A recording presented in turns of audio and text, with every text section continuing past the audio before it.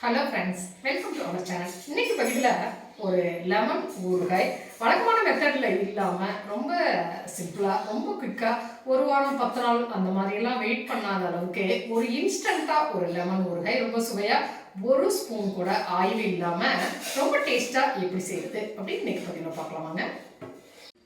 பெரிய பவுல் ஒன்று எடுத்துருக்கிறேன். அதில் நான் ஹாட் வாட்டர் சேர்த்துக்கிறேன்.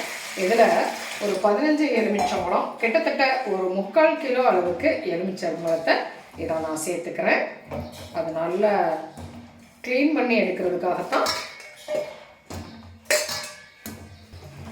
நல்ல எலுமிச்சம்பழம் நல்ல ஒரு பழமாக எடுத்துக்கங்க. ஒரு காயா பச்சை கலராக இல்லாதபடிக்கு நல்ல பழமான ஒரு எலுமிச்சம்பழமாக நம்ம எடுத்துக்கலாம். இது இந்த மாதிரி வெந்நீரில் நல்லா கழுவிடலாம்.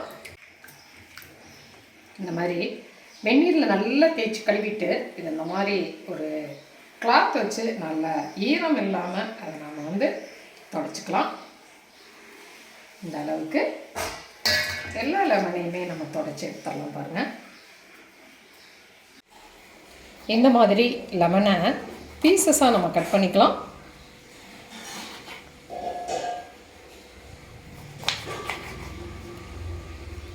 கட் பண்ணிவிட்டு இந்த சீட்ஸ் எல்லாத்தையுமே நம்ம எடுத்துடலாம். நல்ல பெரிய லெமனாக இருந்துச்சுன்னா நீங்கள் 8 பீசஸாக கூட கட் பண்ணிக்கலாம். நான் இன்றைக்கி 4 பீசஸாக கட் பண்ணியிருக்கிறேன்.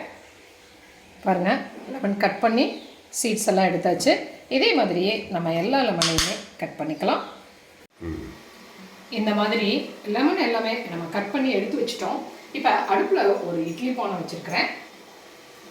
தண்ணி வச்சுருக்கிறேன். தண்ணி பாயில் ஆயிடுச்சு. இந்த தட்டில் இந்த லெமன் பீசஸ் எல்லாத்தையுமே நம்ம சேர்த்துக்கலாம். நல்லா தண்ணி கொதிச்ச உடனே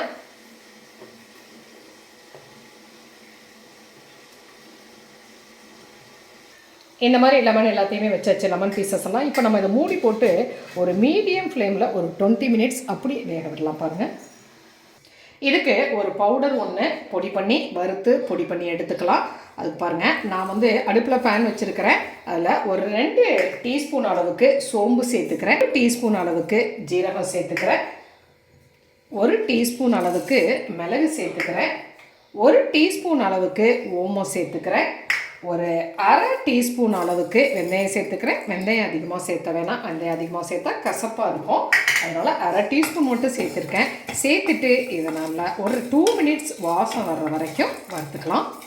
நல்லா ஓமம் சோம்பு எல்லாமே ஒரு கமகமான ஒரு வாசனையோடு வறுபட்டு ரெடி ஆகிடுச்சு. இந்த ஸ்டேஜில் அடுப்பு ஆஃப் பண்ணிடலாம்.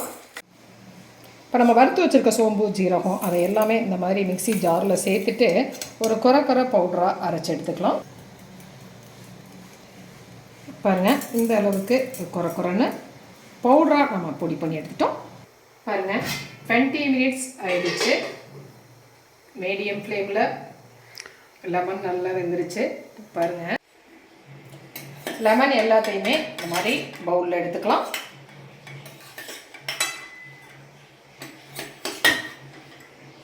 நம்ம அரைச்சி வச்சுருக்க அந்த பொடியில் ஒரு 2 டீஸ்பூன் அளவுக்கு காஷ்மீரி ரெட் சில்லி பவுடர் நான் சேர்த்துக்கிறேன். சாதா பவுடராக இருந்தால் நீங்கள் 1 டீஸ்பூன் அளவுக்கு சேர்த்துக்குங்க. 1 டீஸ்பூன் அளவுக்கு கரம் மசாலா பவுடர், ஒரு 2 டீஸ்பூன் அளவுக்கு உப்பு சேர்த்துக்கிறேன். சேர்த்துட்டு இந்த பவுடரையெல்லாம் நல்லா கலந்து வச்சுக்கலாம். அடுப்பில் ஒரு பேன் வச்சுருக்கேங்க. இதில் சுகர் சேர்த்துக்கிறேன். ஒரு 1/2 கிலோ அளவுக்கு நான் இன்றைக்கி சுகர் சேர்த்துருக்கிறேன். இதில் 1/2 கப் அளவுக்கு தண்ணி சேர்த்துக்கிறேன். தண்ணி சேர்த்துட்டு இந்த சுகர் சிரப்பை காய்ச்சி எடுத்துக்கலாம். சுகர் சிரப்பு இந்த மாதிரி லைட்டாக கொதிச்சாலே போதுமானதுங்க. இதுக்கு எந்த பாகுபதம்லாம் தேவையில்லை. வந்துருச்சு. இப்போ அடுப்பை நம்ம லோ ஃப்ளேமில் வச்சுக்கலாம். இதில் நம்ம கலந்து வச்சுருந்த அந்த பொடியை சேர்த்துக்கலாம். இது பாருங்கள், எந்த எண்ணெயுமே தேவையில்லை.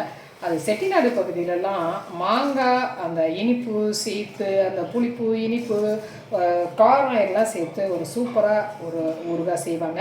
அதே மாதிரி தான் இந்த லெமன் பிக்கிலும் ஒரு இனிப்பு சேர்த்து ஒரு அந்த இனிப்பு உரப்பு புளிப்பு எல்லாமே சேர்ந்து இது ஒரு ரொம்ப நல்ல டேஸ்ட்டாக இருக்கும். ரொம்ப நாளைக்கு கெட்டு போகாது. இன்ஸ்டண்ட்டாக உடனடியாக செஞ்சிடலாம். எண்ணெய் எதுவும் தேவையில்லைங்க. இந்த லெமன் வந்து நல்லா அந்த தோல்லாம் பாருங்கள் ஒரு நல்லா வெந்து ரெடியாக இருக்கு இல்லையா, அதனால தான் இதை நம்ம வந்து அந்த 20 மினிட்ஸ் வேக வச்சோங்க.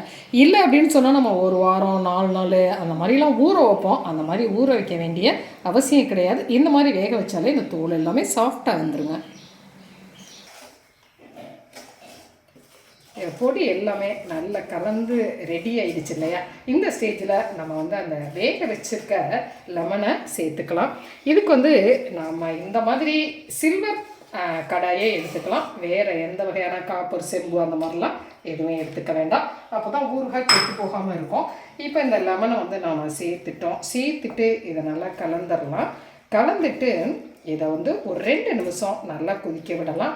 அதுக்கு மேலே தேவையில்லைங்க, ரொம்ப ஓவராக குக் பண்ண வேண்டிய அவசியம் கிடையாது. ஒரு 2 மினிட்ஸ் மட்டும் அப்படி கொதிக்க விடலாம். பாருங்கள் 2 நிமிஷம் நல்லா கொதித்து ரெடி ஆகிடுச்சு. இந்த ஸ்டேஜில் நம்ம அடுப்பை ஆஃப் பண்ணிடலாம். இதை வந்து அப்படியே ஒரு 1/4 மணி நேரம் ஆற விடலாம். அந்த தண்ணியெல்லாம் இஞ்சிருங்க. ஆனால் இதை வந்து மூடி போட்டு மூட வேணாம், மூடினா வேர்வை தண்ணியெல்லாம் வடியும். அதனால் அப்படியே ஆற விடலாம். பாருங்கள் ஊறுகாய் நல்லா ஆறி நல்லா டேஸ்ட்டாக ரெடி ஆகிடுச்சு.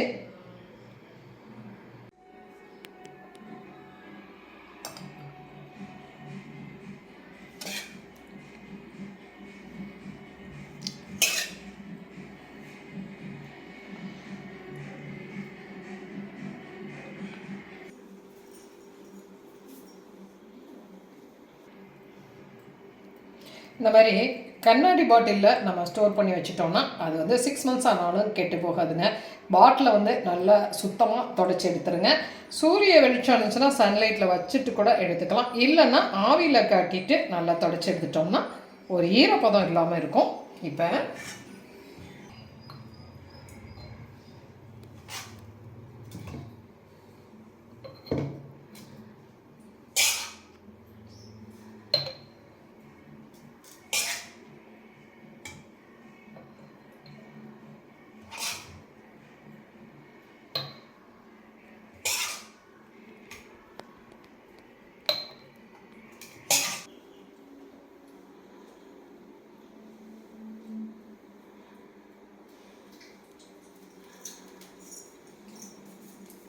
பாருங்கள் ஹெல்த்தியாக சுவையாக ஒரு லெமன் ஊறுகாய், ரொம்ப குயிக்காக ரொம்ப இன்ஸ்டண்ட்டாக செய்யக்கூடிய ஊறுகாய்.